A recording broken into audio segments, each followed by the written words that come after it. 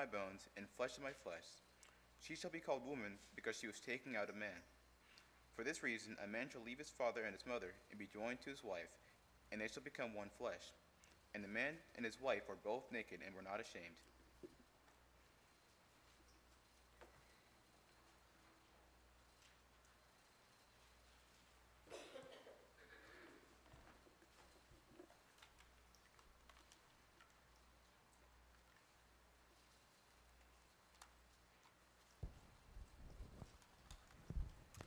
Good evening. If you'll turn in your Bibles this evening to Song of Solomon chapter 5, we'll continue our series out of Song of Solomon this evening. I'm glad that you're here, and it's good for us to be able to spend some time in a study of God's Word. We're looking at the Song for Lovers. This is one of Solomon's songs that he wrote under the wisdom and inspiration of God, and we come to the portion of our study where we look at some struggles that happen from time to time in marriage, but we need to remember, as we just read in our scripture reading, that marriage is a closeness, a very close, united relationship, and we are to leave and cleave to each other. And we cleave even during difficult times. We cleave even during struggling times in marriage. That's what sets apart a godly marriage from other relationships in the world. Anybody can stay together during good times, but we stay together also in challenging times. So we continue our study of the book of Song of Solomon. We've already looked at chapters 1, 2, and the first part of chapter 3. This is the period of dating or courtship. And the period of dating and courtship led to a wedding that takes place in chapter 3, verse 6, leading up through chapter 5, verse 1.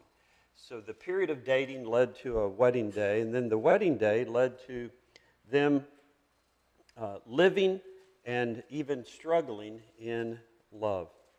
Our lesson this evening, the setting is where the Shulamite woman has a dream. Some would describe it as a dream or even a reality, something that actually took place. Because of verse 2, I was asleep. Some would view that as a dream or a real situation. She looks at Solomon, and she has this dream about Solomon and how they will be separated from each other. There is some type of separation between them. Let me say this at the beginning while I'm thinking about it, and that is, be careful in tonight's lesson not to read into what the problem might be. All we're told is that Solomon comes to her. She does not accept him. He leaves, and then they're reunited. But be careful about reading into that what the specific marriage problem might be.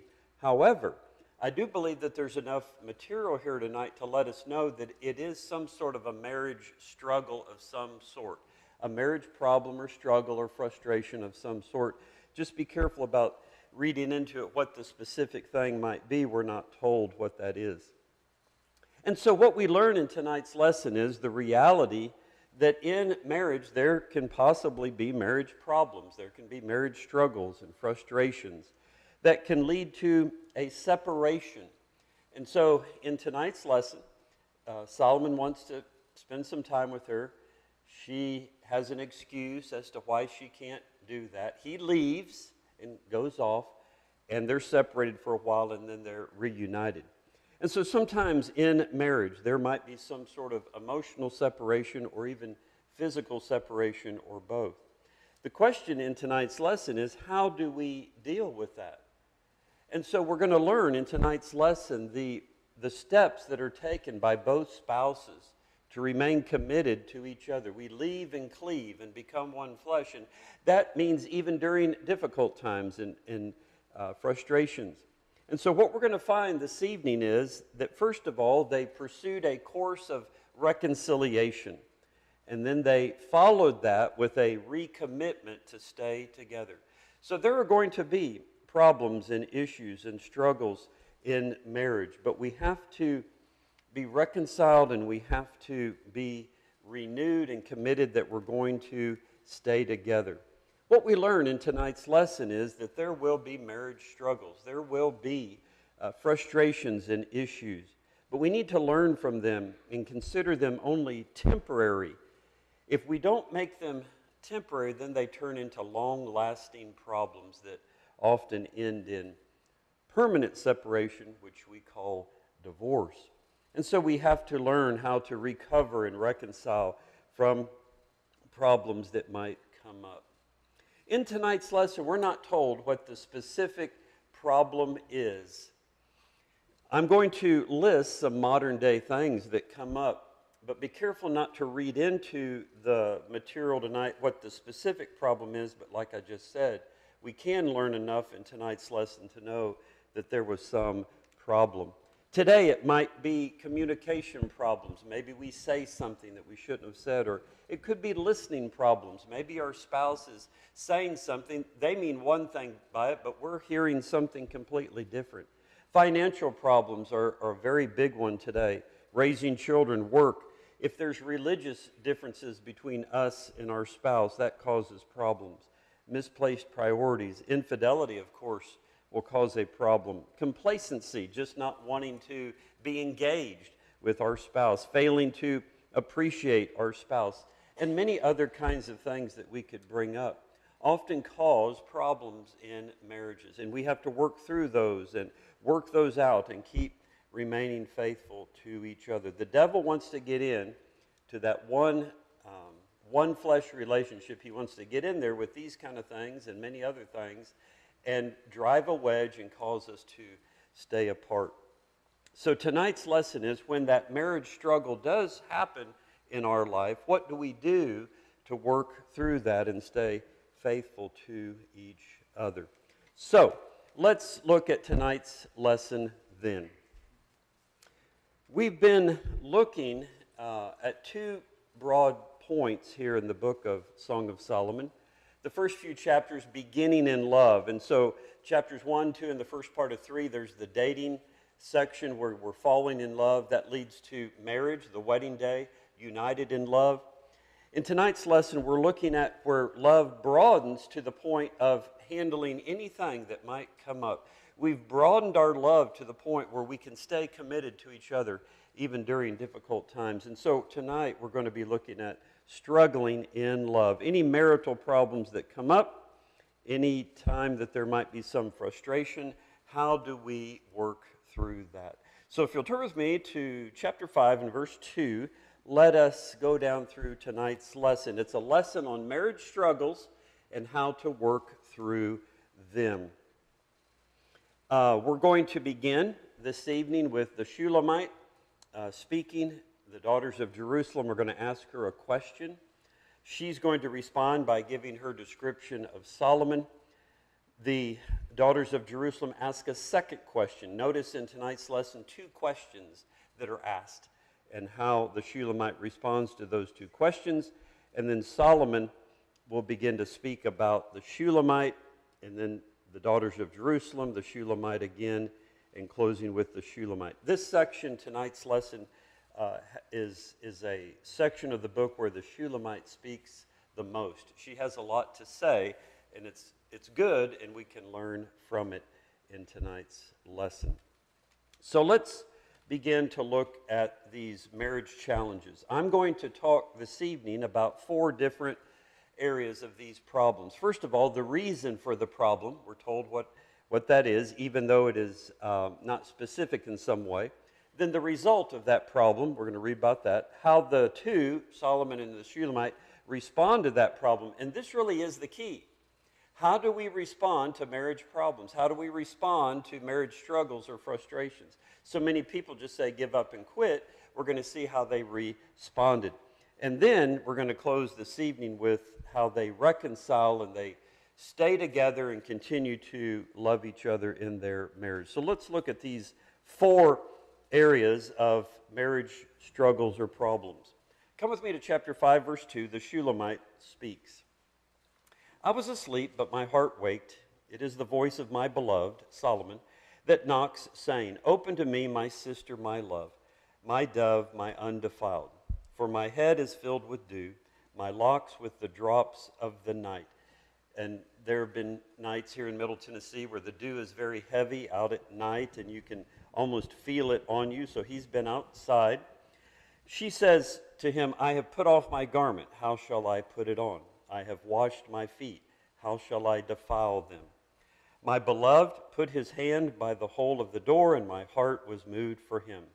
I rose up to open to my beloved, and my hands dropped with myrrh, and my fingers with liquid myrrh upon the handles of the bolt. I opened to my beloved, but my beloved had withdrawn himself and was gone.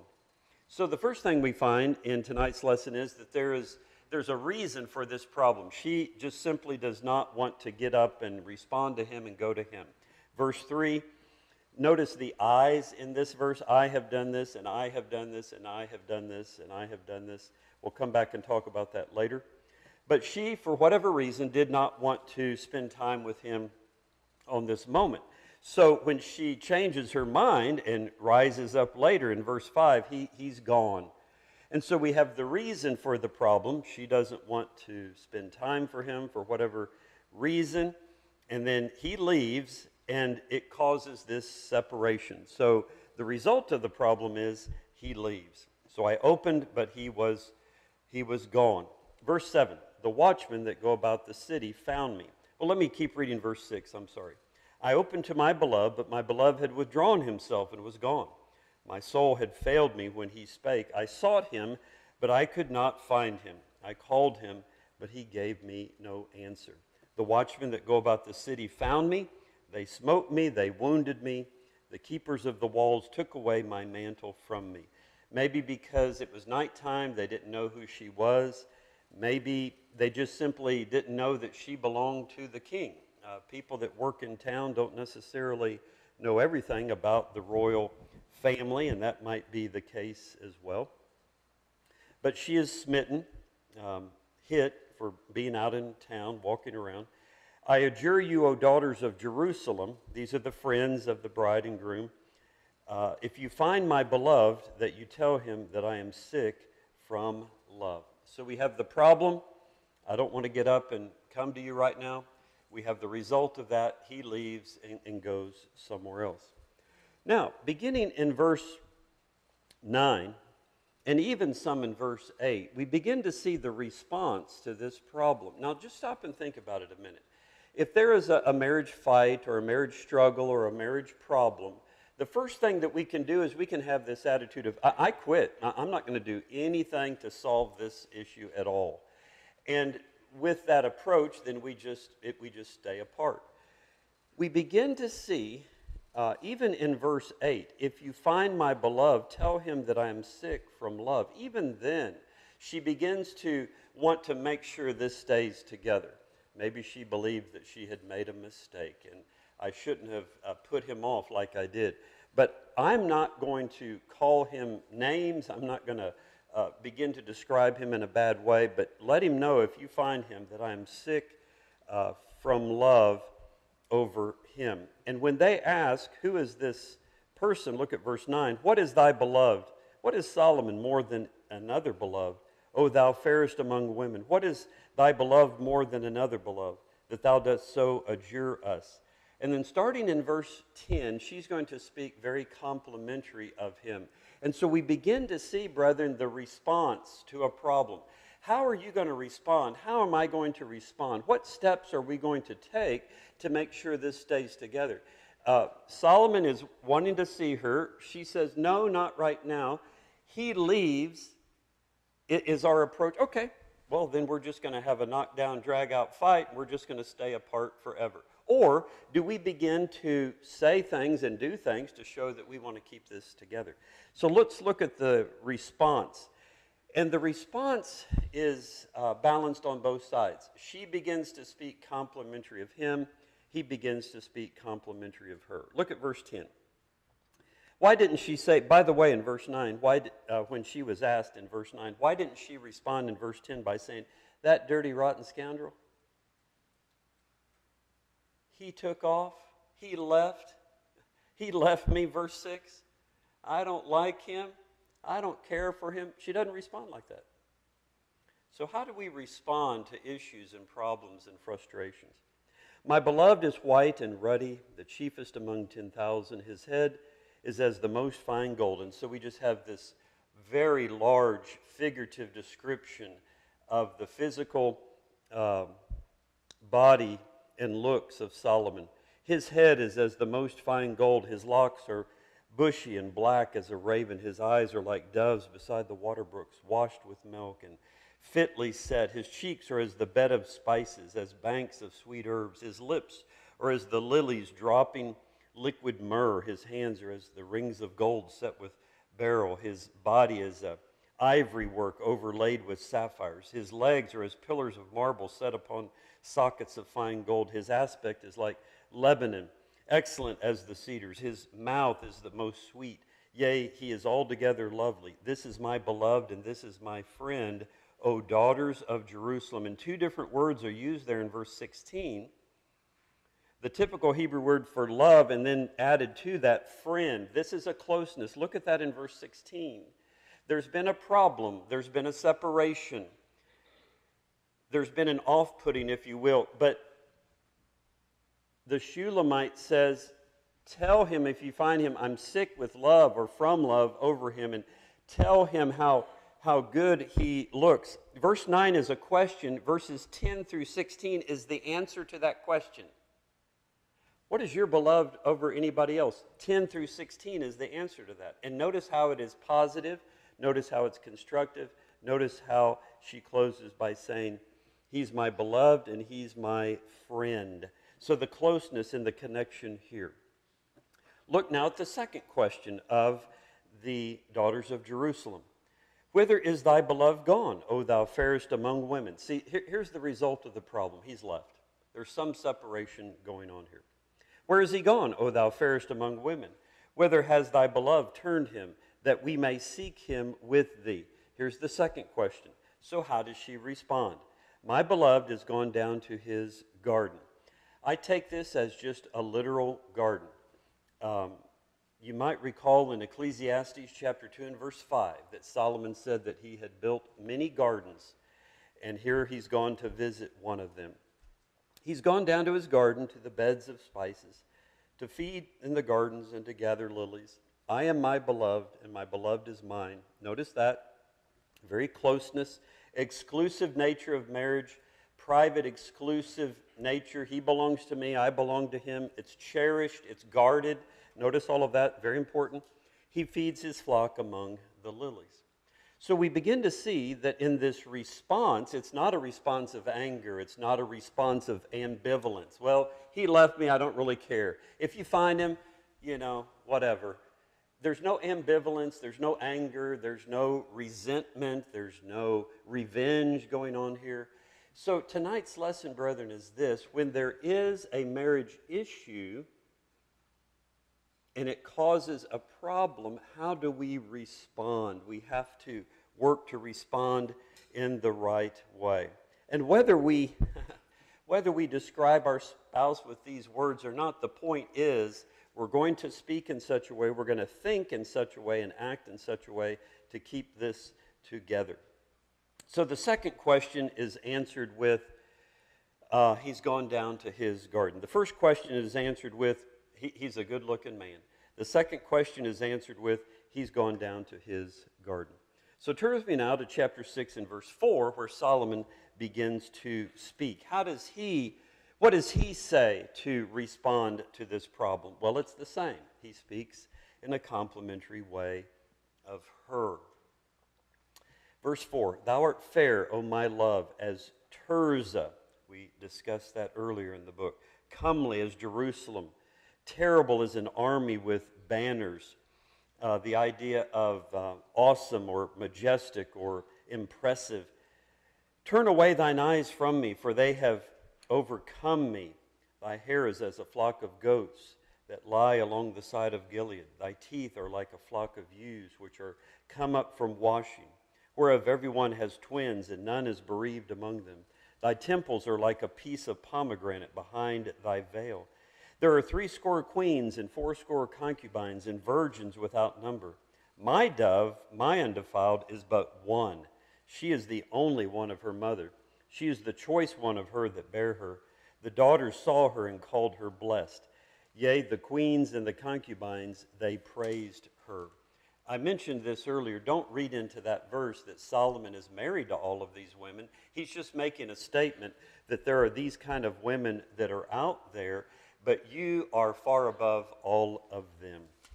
He's comparing her to all of them.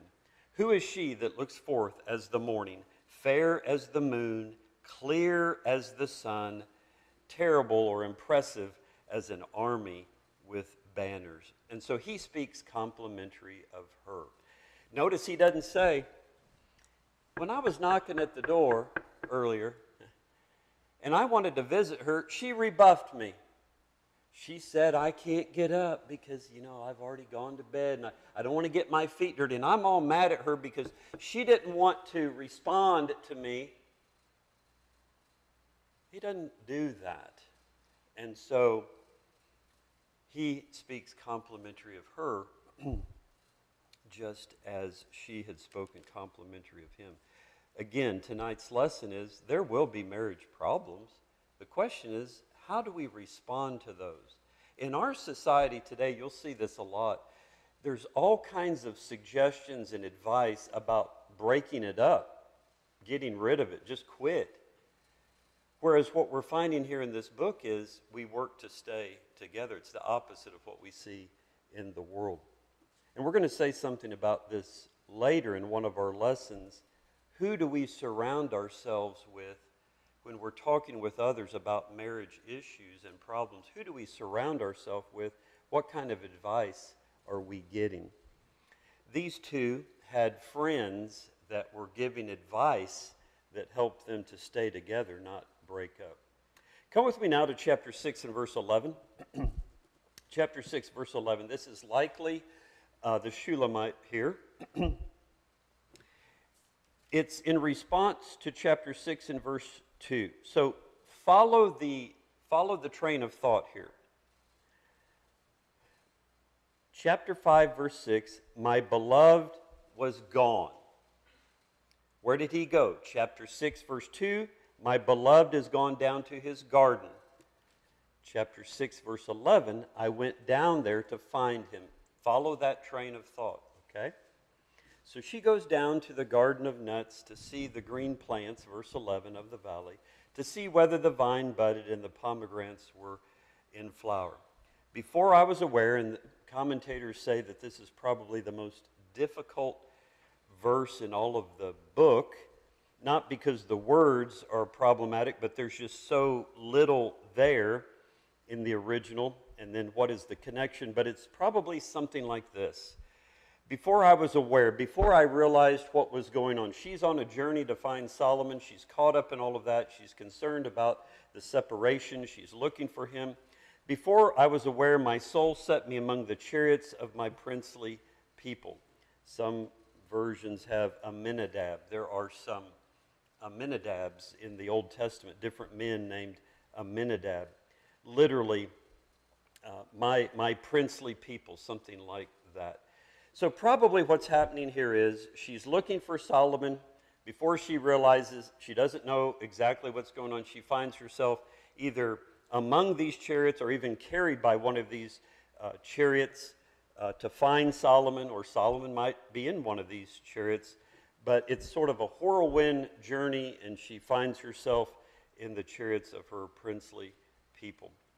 So it's a part of her looking for Solomon. Then, likely, Solomon responds.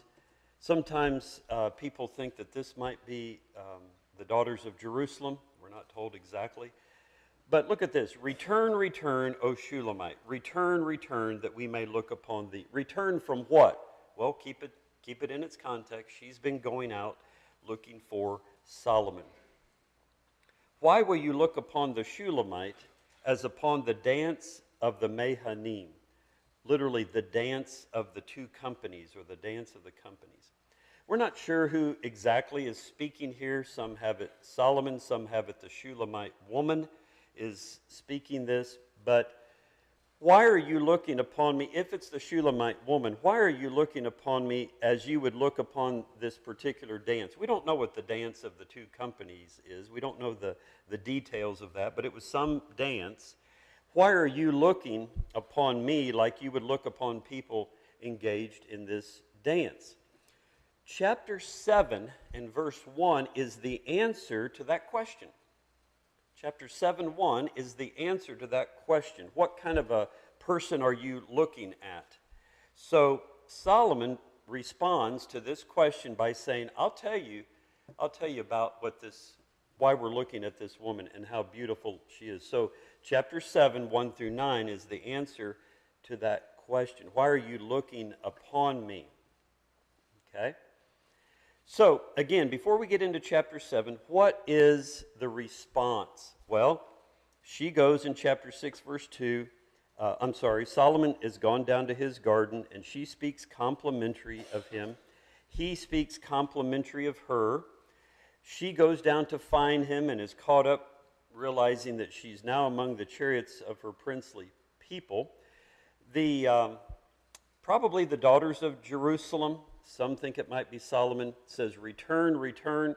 Again, notice that word return. Nobody is saying, young lady, you need to get out of here. He's terrible. He's gone. He left you. Get out of here. I want you to notice in tonight's lesson the path to recovery, return, reconciliation. When we get over to chapter 7 and verse 11, come, let's do these things together. These are the kinds of things that we need to be picking up in tonight's lesson. When there is a problem, a frustration, an issue, how do we deal with that? And so she's going to return and be with him.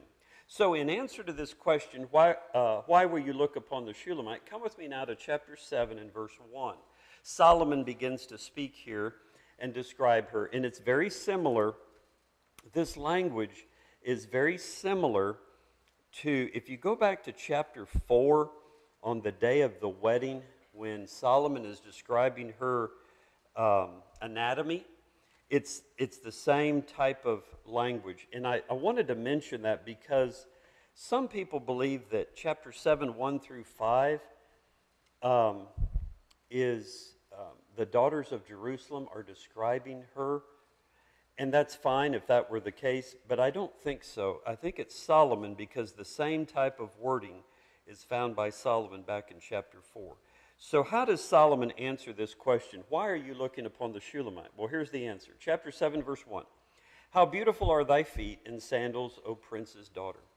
Thy rounded thighs are like jewels, the work of the hands of a skillful workman. Thy body is like a round goblet wherein no mingled wine is wanting. Thy waist is like a heap of wheat set about with lilies. Thy two breasts are like two fawns that are twins of a roe. Thy neck is like the tower of ivory, thine eyes as the pools of Heshbon, by the gate of Bath Rabbim. Thy nose is like the tower of Lebanon, which looks toward Damascus. Thy head upon thee is like Carmel, and the hair of thy head like purple. The king is held captive in the tresses thereof. How fair and pleasant art thou, O love, for delights. This thy stature is like a palm tree, thy breast to its clusters. I said, I will climb up into the palm tree. I will take hold of the branches thereof. Let thy breasts be as clusters of the vine, and the smell of thy breath like apples, and thy mouth like the best of wine.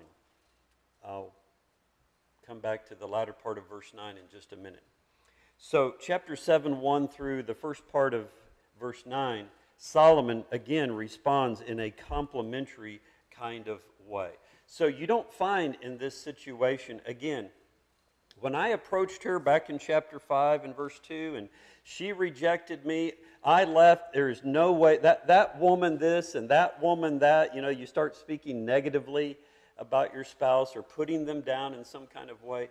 He's not doing that here. And so what we find are just one compliment piled on top of another. And with regard to a marital problem or fight, one of the hardest things to do in the midst of that, or maybe even right after that, would be to speak complimentary of your spouse. But we can learn from that in tonight's lesson. Look at the last part of verse 9. This is likely switching over. We typically wouldn't do this, but switching over to the Shulamite. speaks in the latter part of verse 9 and to the rest of our lesson this evening, down through chapter 8, verse 4. And the reason being is throughout the book of Song of Solomon, my beloved is typically the Shulamite speaking to Solomon. So the last part of verse 9, the Shulamite, that goes down smoothly. In other words, she finished his sentence, as it were, that goes down smoothly for my beloved, gliding through the lips of those that are asleep. And then she continues to speak complimentary of him. But notice now in our outline here, it's not just speaking complimentary, but there is reconciliation. Let's do things together. So the period of separation is over with. Chapter 5, verse 6, he's gone. That's over with. Now we're going to come and do things together. So look at chapter 7, verse 10. I am my beloved, and his desire is toward me, even after there's been a marital problem. That's the whole point in tonight's lesson. Keep that together. Come, my beloved, let us go forth into the field. Let us lodge in the villages. Let us get up early to the vineyards. Let us see whether the vine has budded, and the blossom is open, and the pomegranates are in flower. There will I give thee my love. Notice again the exclusive nature of this love. We talked about this before in marriage when we were looking at that before back in chapter 4. Love is to be exclusive, just between these two, not shared with those outside the marriage relationship. So notice that exclusive nature. Verse 13, the mandrakes give forth fragrance, and at our doors are all manner of precious fruits, new and old, which I have laid up for thee, O my beloved. She continues on to speak. Just ignore the chapter division here. Chapter 8, verse 1. Oh, that thou wert as my brother that sucked the breast of my mother. When I should find thee without, I would kiss thee. Let me explain that. In that culture of that day, and you'll still find it even in some cultures today, that the king and the Shulamite publicly would not show public displays of affection. They would not be hugging each other or kissing or holding hands. They would not be doing that out in public. However, a brother and sister out in public, they would be hugging on each other and kissing each other. It would show a close relationship. So what she's saying here in verse 1 is, I wish we could have a relationship like a brother and a sister, not in any kind of immoral way, but so that we could have that closeness. In our culture today, you're supposed to stay separate and I'm supposed to stay separate, but I'd like to be close like a brother and sister. So that's likely what is going on there. When I should find thee, I would kiss thee, and none would despise me. I would lead thee and bring thee into my mother's house. If you just hold your hand there, you might recall back in chapter 3 and verse 4, I brought him into my mother's house. This is a symbol of something that, a place that is near and dear to our heart. When I had my gospel meeting just last week, 3 of the men in that church are brothers. And the day before I left, we all went to their mother's house, and she made us breakfast. And I could tell that those boys, and they're my age, one's older, one's my age, and one's a little younger, late 50s, early 60s. They're sitting around their mother's breakfast table. You could tell they were really enjoying being there. It's just a place where there's love, there's a close, dear place where you feel protected, where you feel loved. And so this idea of I'm going to take you to my mother's house is symbolic of being in a place where we hold dear to our heart.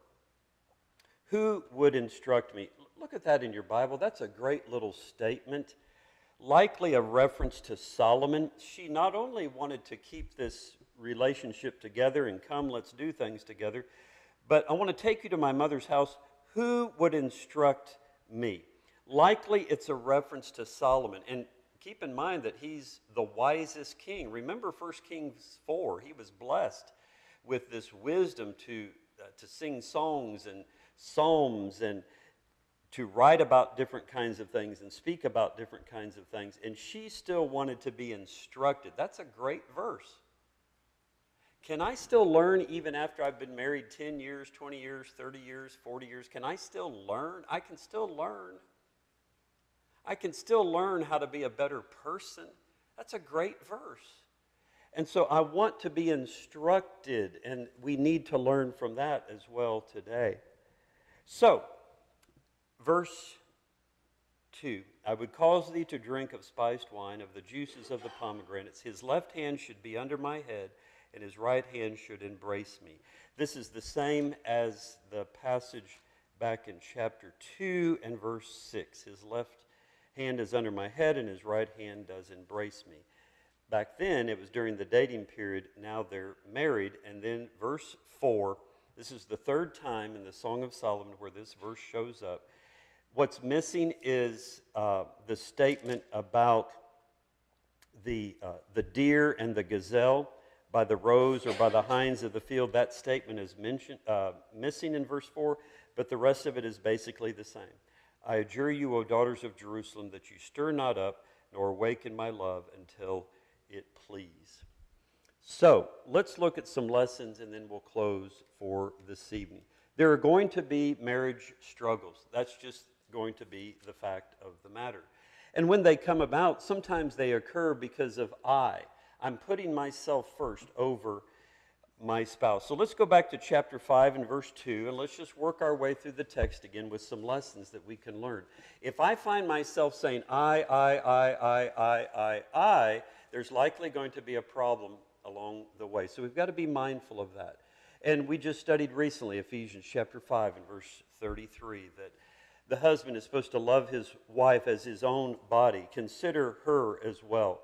So be careful about I. So verse 3, I have put off my garments. How shall I put it on? I have washed my feet. How shall I defile them? And some of that can lead to problems. And let's be mindful of that and be careful about that. Obviously, there are things that we need in a relationship that we need to speak about. But if it's always about me or I, that can cause problems. And there are going to be struggles that will occur. Struggles will occur when one or both spouses gives up easily. Look at chapter 5 and verse 6. He had withdrawn. And again, be very careful about trying to read into this more than what's there. He left, and we know that he left chapter 6, verse 2, to go to one of his gardens. So just be careful about reading too much into this. But I do believe it's enough to gain a lesson, and that is that when there is a struggle or a problem, if we just get up and go, then that can cause more problems. And so Jesus said in Matthew chapter 19 and verse 6, what God has joined together, let not man put asunder. And turn with me to 1 Corinthians chapter 7. Even if there is an issue between us in our marriage relationship, what does Paul say about that? In 1 Corinthians chapter 7 and verse 5, defraud not one another, except it be by consent for a season, that you may give yourselves unto prayer, and may be together again, that Satan tempt you not because of your lack of self-control. So for a season, we're not just going to leave forever. We're not just going to get up and quit. So be careful about just easily giving up and quitting.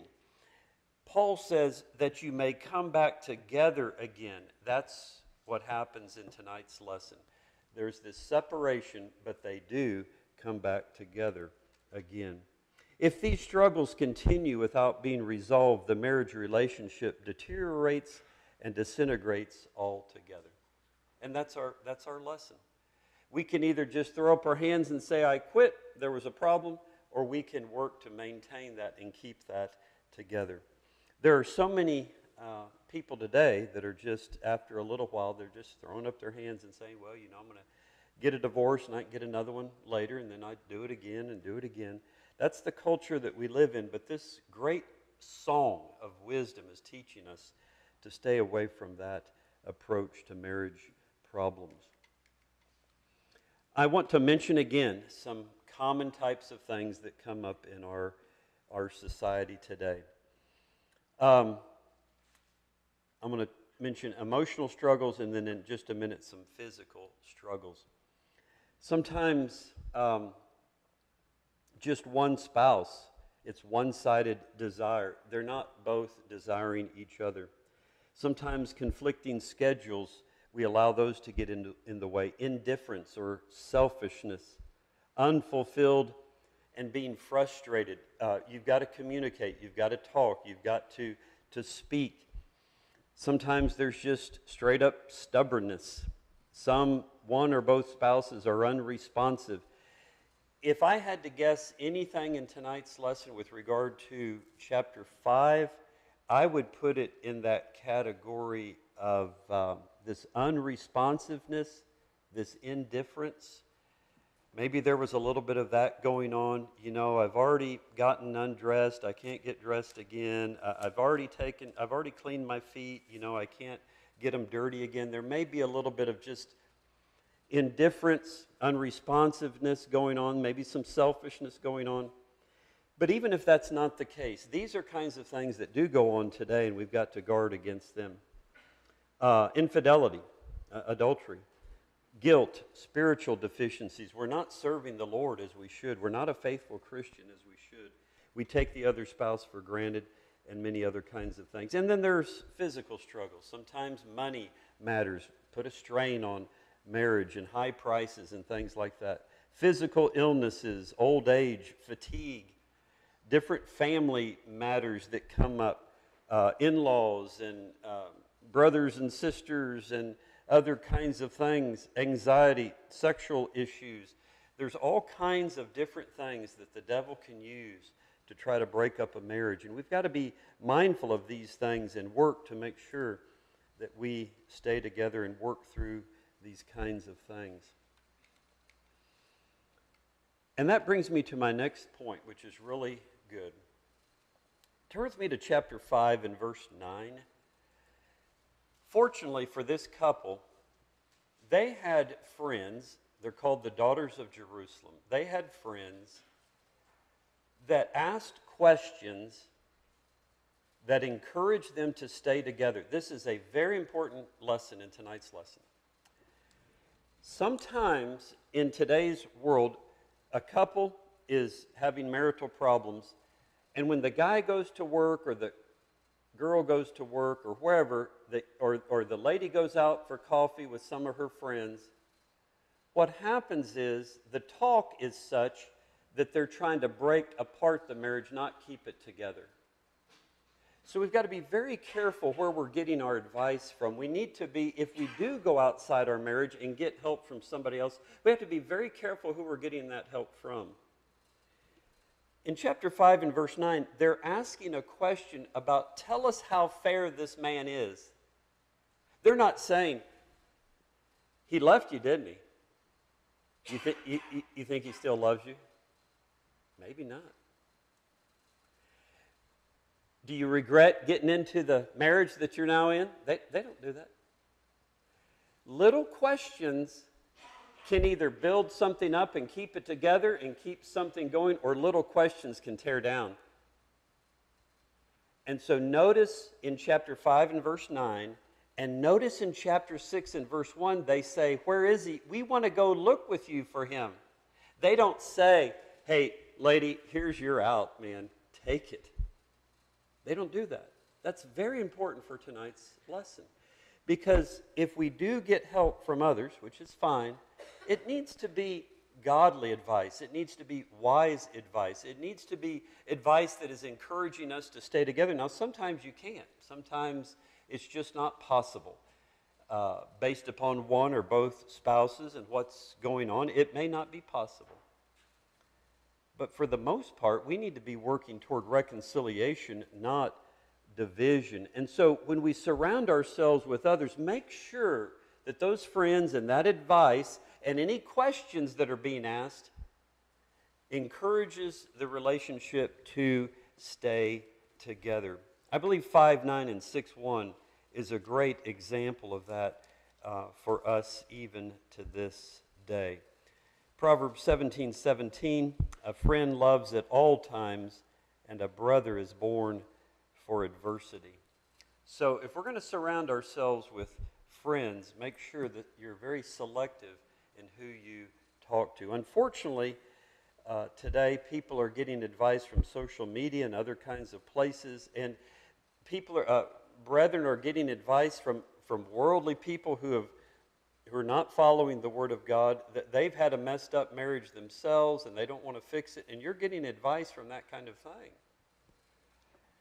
So I thought it was great to see in tonight's lesson that Solomon and the Shulamite woman had friends that were working to keep this thing together, not see how quickly we can get out of it. When marriage struggles come, remain complimentary in your communication, and that's what we saw tonight. The woman spoke complimentary of him, and he spoke complimentary of her. And that might be a difficult thing to do, but we need to learn that as a lesson tonight, to do that in the very kind of way. And what struck me in preparation for tonight's lesson is, stop and think about this, brethren.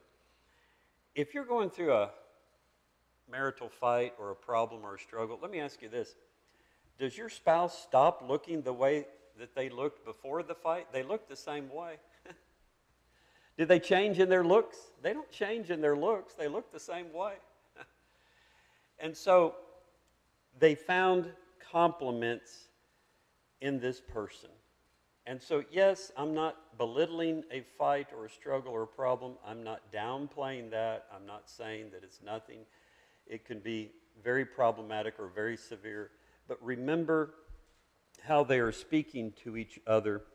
And so we're not bitter against our spouse, Colossians 3:19. And we are dwelling with them according to understanding or knowledge, so that our prayers are not hindered. It's just not going to help to add on to a fight words that belittle and tear down. It's just not going to help. It's just going to get worse.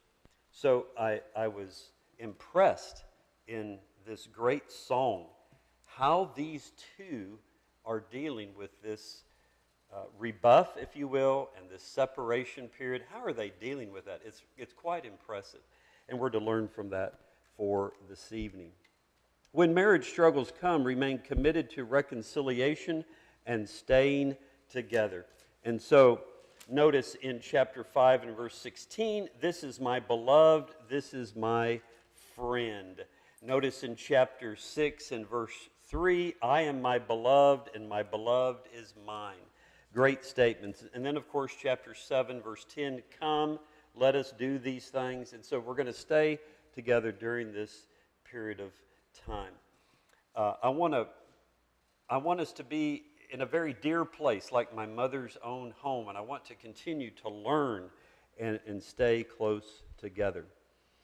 When marriage struggles come, remain intimate. Look at chapter 7 and verse 8, and you recall at the very beginning of my series, I talked about 6 verses in chapter 4, verse 12 through 5:1, 6 verses there that speak to sexual intimacy. Some would add verse 8 to that, and so we're up to 7 verses. I still think my point is still the same, where it's a vast minority of verses, 7 verses.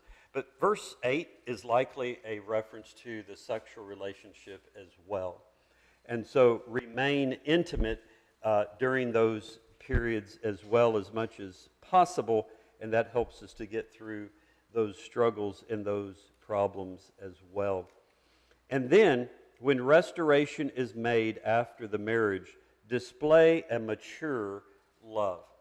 Verse 8, do not stir up or awake love until it please. This was found in chapter 2, verse 7 during the dating period. It was found in chapter 3 and verse 5 during the dating period. And here it's found after they've been married for some time, but still there needs to be this mature love. And you recall when I first brought it up in that lesson, that it's talking about don't rush things, don't stir things up, don't force love, don't make something be what it shouldn't be, in coming along in a natural, mature way. So even in reconciling during marriage, let it be a settled, matured love, not a rushed love, not, well, you know, we had a fight, so let's make up and move on. It has to be built on a mature love, otherwise we're going to end up doing the same thing again shortly thereafter. Well, fight, make up, fight, make up, fight, make up. We've got to be working toward, even when we do come back together, that it is that love, chapter 8, verse 4, that is settled and not stirred up just on the moment in order to reconcile something, but that comes about in a mature way. Well, that's our lesson this evening. We've seen struggling in love. And when there is marriage, there will be some struggles from time to time. But we've learned this evening the proper response to that, speaking complimentary, and the reconciliation. Let's do things together.